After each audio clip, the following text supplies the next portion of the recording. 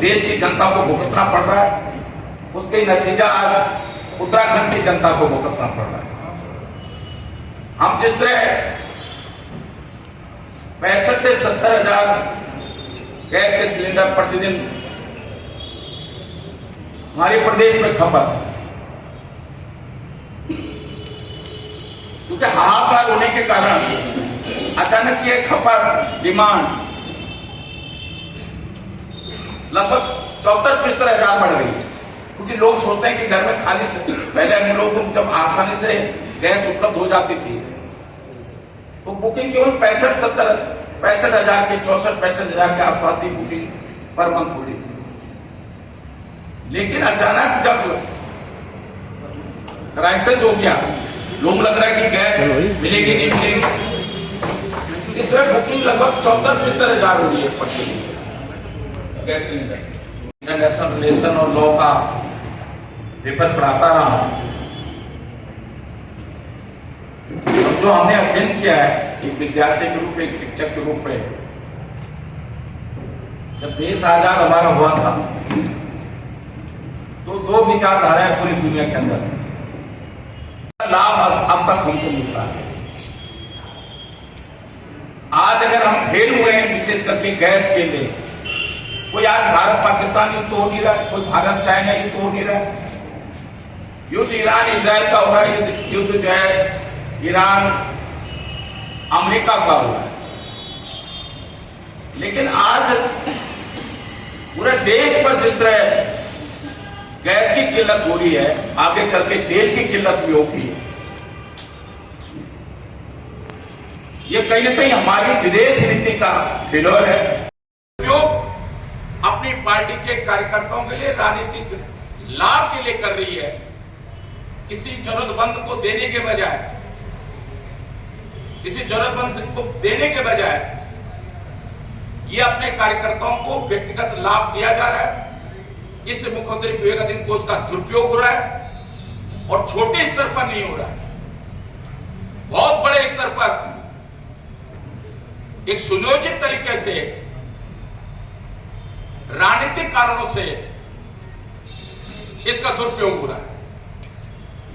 तो मैं इसलिए इन 2 विषयों पर आज मैं आप सबसे, आपके माध्यम से अपनी बात को रखना चाहता था, क्योंकि ये मुख्यमंत्री विवेकाधीन कोष का मेरे पास था, लेकिन मैं सेट नहीं बना पाया। जो मैंने भी आंकड़े, बहुत सारे आंकड़े थे, मैंने बहुत संक्षिप्त में अपनी बात को रखा है।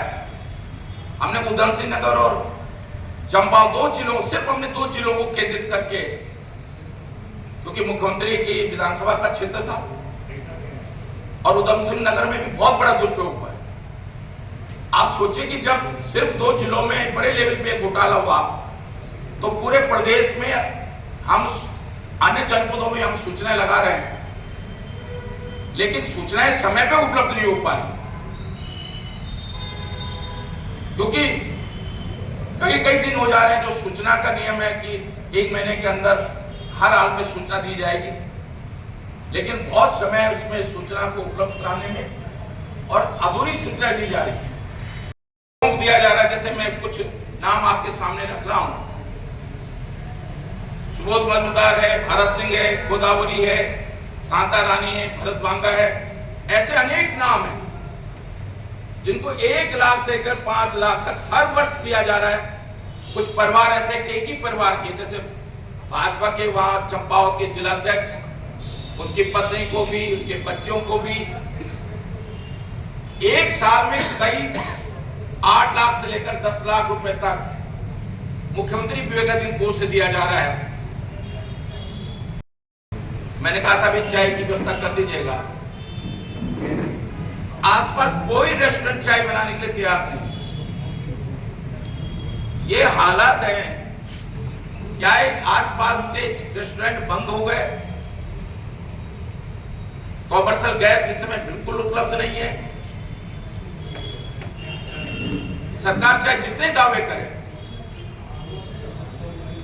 इन्होंने जो नीति बनाई है कि ग्रामीण क्षेत्र में, शहरी क्षेत्र में 25 दिन के अंदर बुकिंग होगी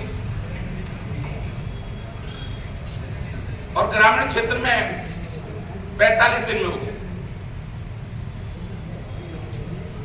जैसे देहरादून नगर निगम है, बालावाला, मियावाला, बहुत सारे हिस्से थे जो गैस एजेंसियां वहां खुली थी, वो ग्रामीण क्षेत्र थे। 2014 तक जो हम गैस की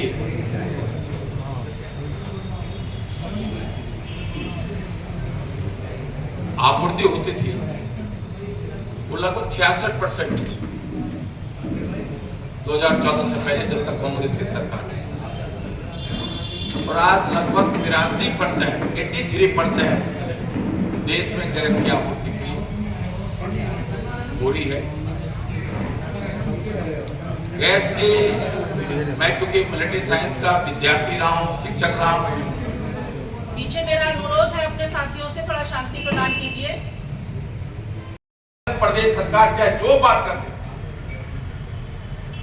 लेकिन जो 970 रुपए का सिलेंडर था घरेलू कॉमर्शियल 15 किलो का, वो 1800 और 2000 जिसको जैसे मौका मिल रहा है उस तरह ब्लैक, मतलब दुगनी 2.5 गुना कीमत इसमें गैस की कालाबाजारी हो रही है। और ये बहुत ही, मैं सोचता बहुत, हम इसके लिए बहुत ही चिंताजनक विषय है। अगर आप ये वीडियो YouTube पर देख रहे हैं तो हमारे चैनल को सब्सक्राइब कर बेल आइकन दबाएं, और Facebook पर देख रहे हैं तो हमारे पेज को लाइक करें।